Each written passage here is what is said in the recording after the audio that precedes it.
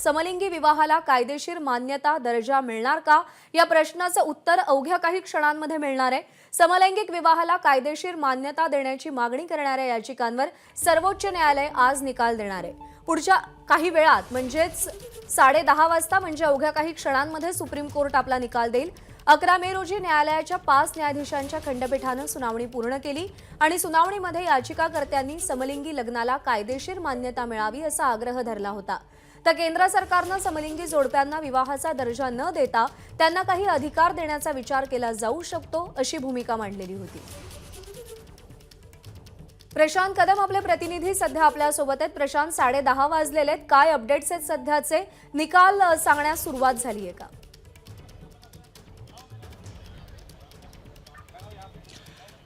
प्रज्ञा, ऐतिहासिक निकाल असणार आहे। ऐतिहासिक दिवस आहे, कारण देशाच्या एकूण संस्कृती आणि समाजावरती परिणाम करणारा हा निकाल असेल।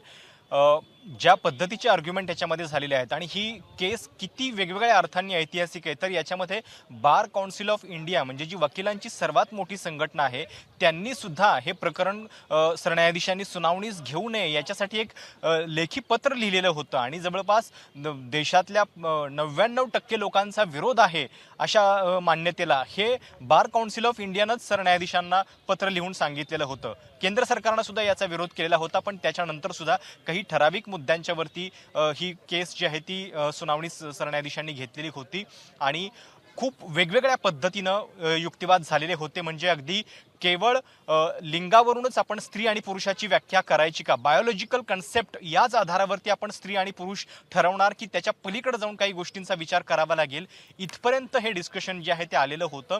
आणि केंद्र सरकारचं म्हणणं होतं की म्हणजे लग्नाची मान्यता म्हणजे त्याला लग्न हे स्टेटस न देता त्यांचे जे काही सोशल राईट्स असतील किंवा इतर त्यांचे हक्क असतील याचा आम्ही नक्की विचार करू, पण लग्नाची मान्यता जी आहे ती द्यायला नको, कारण घटस्फोट, त्याच्यानंतर मग संपत्ती हक्क, त्याच्यानंतर दत्तक विधान, हे सगळे कायदे जे आहेत ते आम्हाला बदलावे लागतील। आणि ते किती किचकट आहे हे अगदी आपण एका उदाहरणावरून समजून घेऊ शकतो, कारण आपल्या स्पेशल मॅरेज ॲक्टमध्ये जो 1954चा कायदा आहे, विवाहासाठी पुरुषाचं वय 21 असलं पाहिजे आणि मुलीचं वय जे आहे ते किमान 18 असलं पाहिजे हे कायदा सांगतो। पण अशा संबंधामध्ये मग आपण ती वयाची व्याख्या जी आहे ती नेमकी काय करणार, कुणाला स्त्री कुणाला पुरुष म्हणणार, याच्या संदर्भातले सुद्धा आर्ग्युमेंट जे आहेत ते कोर्टामध्ये झालेले होते।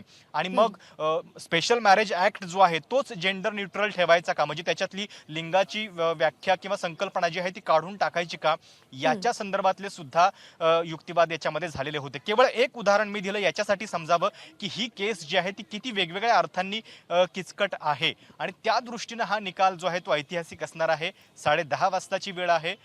निकाल जेव्हा असतो तेव्हा त्याचा अगदी सुरुवातीचा जो पार्ट असतो, ऑपरेटिव्ह पार्ट असतो, तोच वाचून दाखवला जातो। मूळ निकाल जो आहे तो नंतर अपलोड होतो। बघावं लागेल की या ऐतिहासिक दिवशी सुप्रीम कोर्ट काय म्हणतंय। निश्चित काय निकाल येतो याकडे या संपूर्ण LGBT कम्युनिटीचं सुद्धा लक्ष आणि त्यासोबतच समाजातल्या इतरही घटकांचं लक्ष लागलंय। एबीपी माझा, उघडा डोळे बघा नीट।